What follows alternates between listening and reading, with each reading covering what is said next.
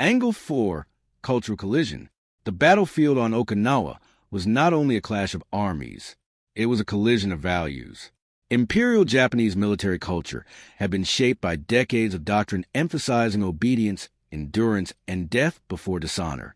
The wounded soldier was not central to the system. He was expected to endure pain silently or remove himself from the equation.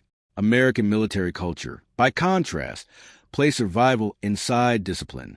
Saving a wounded man was not weakness. It was efficiency.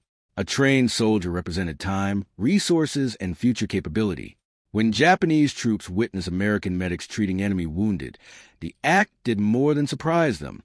It violated the moral logic they had been trained to accept. Care without obligation was incomprehensible. In caves and tunnels, soldiers spoke quietly of what they had seen, not as admiration, but as confusion.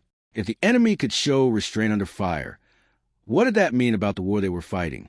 These questions did not dissolve loyalty to Japan, but they fractured certainty. Angle 5, psychological impact. Psychological warfare on Okinawa is often associated with leaflets and loudspeakers, but the most effective psychological disruptions were unplanned.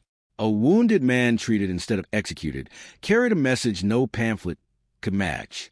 He became living proof that surrender did not always mean immediate death. For some Japanese soldiers, this knowledge lowered the psychological barrier to survival. Not mass surrender, not open defection, but hesitation. Hesitation before pulling a grenade pin. Hesitation before firing a medic. Hesitation before choosing death over capture. American commanders noticed subtle changes. Isolated prisoners taken alive. Wounded men waiting instead of resisting. These were exceptions, not norms. Yet on Okinawa, exceptions mattered. The Japanese command structure attempted to counter these perceptions. Warnings were issued. Discipline tightened.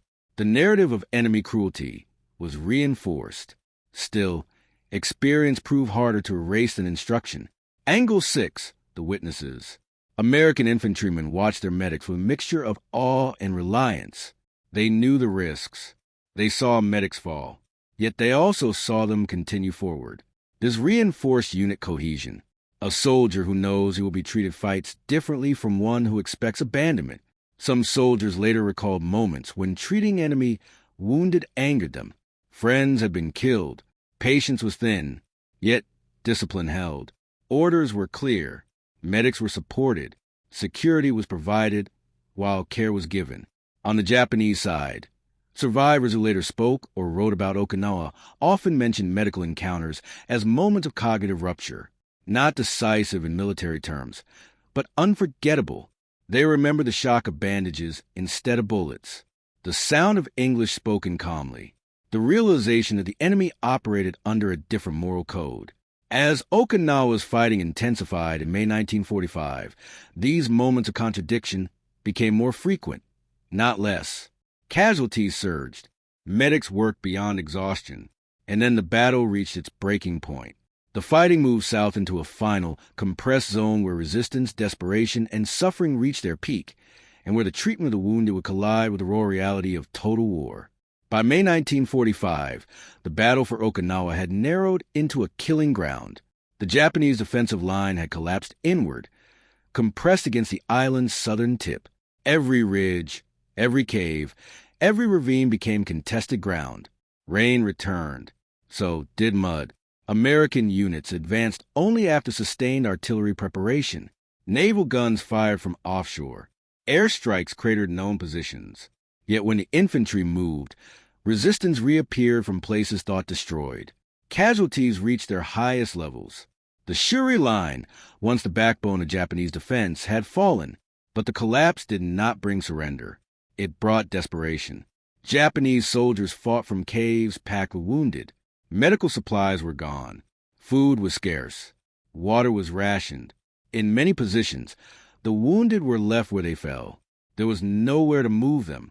There was no expectation of rescue. American medics entered this environment without pause. They crawled through shell fire to reach casualties lying exposed on slopes. They worked in cave mouths still echoing with gunfire. They treated burns, blast injuries, and massive blood loss with dwindling supplies. and increasingly, they encountered wounded Japanese soldiers in large numbers. Some were unconscious. Others lay motionless, waiting for death. A few still clutched weapons but lacked the strength to use them. Each encounter forced immediate decisions. Security teams cleared caves. Once resistance ceased, medics moved in. Hands searched for grenades. Wounds were assessed. Treatment followed. Plasma bottles hung from rifles. Bandages were improvised from shirts. Morphine was rationed carefully. The battlefield offered no privacy. American and Japanese wounded lay side by side under tarps and ponchos. Pain sounded the same in every language. This proximity created moments that spread quickly through both forces. Japanese soldiers who survived these encounters carried the experience with them. Some were evacuated. Others remained behind lines as prisoners. Their accounts traveled through whispered conversations, through looks exchanged in caves. They spoke of Americans who could have killed them and did not. At the same time, danger never disappeared. Several medics were killed while treating enemy wounded. Booby traps were hidden beneath bodies. Grenades were detonated at close range. These incidents hardened caution, not policy. Medics did not stop treating the wounded. They adapted. Security increased. The work continued. For Japanese command elements, this behavior posed a problem. The enemy was not behaving as predicted. The narrative of absolute cruelty was undermined by repeated, witnessed contradictions. Attempts were made to reassert control. Orders emphasized resistance to the end. Wounded soldiers were encouraged to take their own lives rather than risk capture. But exhaustion eroded discipline. As American forces pressed south toward Mabuni and the sea, entire Japanese units were reduced to fragments. Communication failed. Commanders lost control. In this chaos, acts of care, small, unplanned, and unpublicized, took on outsized meaning. They did not end the fighting. They did not stop suicide attacks. But they altered individual choices at the margins. A wounded man chose to wait. Another did not detonate a grenade. A third allowed himself to be carried away. These were not victories measured in terrain. They were moments of survival carved out of annihilation. And as the battle reached its final weeks, these moments converged with events that would mark Okinawa as a turning point not only in strategy, but in the moral record of modern warfare. By June 1945, Okinawa was nearly consumed. American forces pushed into the extreme southern end of the island, toward the rocky cliffs of Mabuni and Kiin. The land narrowed. The fighting intensified. There was nowhere left to withdraw. Japanese resistance collapsed into isolated pockets. Small groups operated without coordination, clinging to caves overlooking the sea. Many were wounded. Many were starving. Few expected to survive. In these final weeks, the battlefield transformed. The number of wounded Japanese soldiers encountered alive increased sharply. Some had been hit days earlier and survived without treatment. Others were injured during frantic counterattacks and left behind as units disintegrated. American medics moved among them continuously. They worked through artillery barges and air strikes. They treated burns from flamethrowers, shrapnel wounds from naval gunfire, and injuries caused by collapsing caves.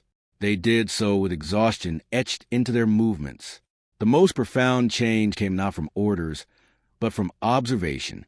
Japanese soldiers began to recognize the Red Cross armband.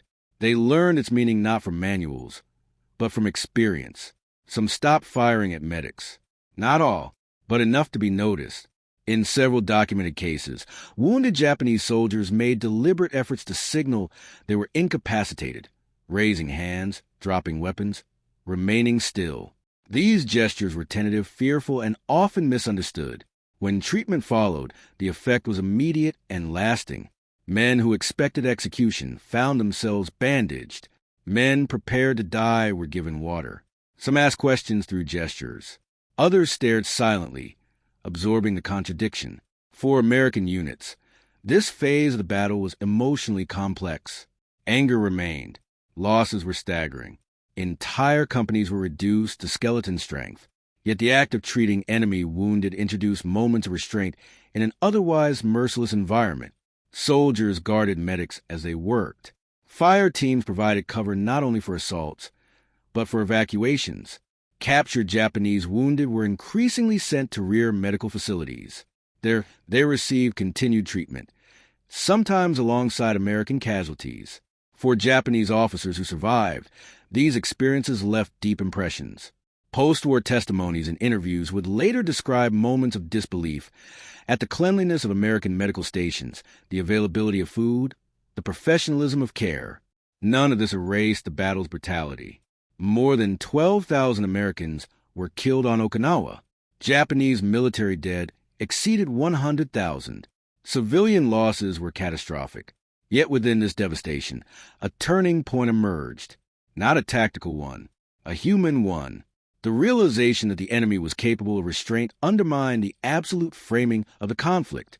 It did not stop the war, but it reshaped memory.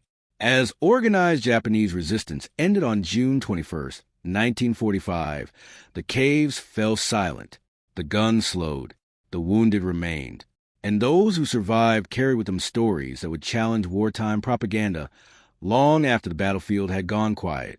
These stories would shape how the battle was remembered by victors and vanquished alike, and they would influence what came next in the long shadow cast by Okinawa's cost. When the fighting on Okinawa ended in late June 1945, the island bore the marks of total war. Villages were flattened. Hills were stripped bare by shell fire. Caves that once sheltered soldiers and civilians alike became mass graves. The human cost was staggering. U.S. forces suffered more than 49,000 casualties, including over 12,000 killed. Japanese military losses exceeded 100,000 dead, with tens of thousands more wounded or missing. Civilian deaths were estimated in the tens of thousands, many caught between collapsing defenses and relentless bombardment. Amid these numbers, medical services operated at a scale rarely seen before. American field hospitals worked around the clock. Hospital ships offshore received thousands of wounded. Evacuation chains functioned despite continued air attacks and weather disruptions. Japanese wounded captured during the final weeks of the battle were processed in growing numbers. Many were severely injured, malnourished, and suffering from untreated infections. They were treated. Medical records from U.S. Army and Navy facilities indicate that enemy wounded received care consistent with available resources. Priority was often given to those with survivable injuries, regardless of nationality. For Japanese prisoners, this experience marked a sharp break from expectation. Interrogation reports from the period note repeated expressions of surprise at medical treatment. Some prisoners spoke openly about expecting execution. Others described disbelief at being fed, sheltered, and stabilized before questioning. This did not erase distrust, but it altered perception. American medical officers recorded challenges. Language barriers complicated treatment. Security concerns remained constant. Occasional violence occurred when wounded prisoners resisted or attempted self-harm. Still, the system held. The presence of treated Japanese wounded in American facilities became a quiet, unpublicized reality of the Okinawa aftermath. For U.S. troops, the end of fighting did not bring immediate relief. Many remained on Okinawa to prepare for the planned invasion of Japan. Medical units stayed engaged, treating lingering casualties and civilian injuries. The lessons of Okinawa were studied closely. Casualty rates informed planning for Operation Downfall. Medical logistics were reassessed. The psychological toll on medics, many of whom had treated hundreds of wounded under fire, was acknowledged internally, if rarely discussed publicly. For Japanese survivors, Okinawa became a reference point. In post-war interviews, diaries, and memoirs, former soldiers described moments of capture and treatment as experiences that challenged their understanding of the enemy. They did not romanticize it. They framed it as unexpected. These accounts circulated slowly in post-war Japan, contributing to a broader reevaluation of wartime narratives.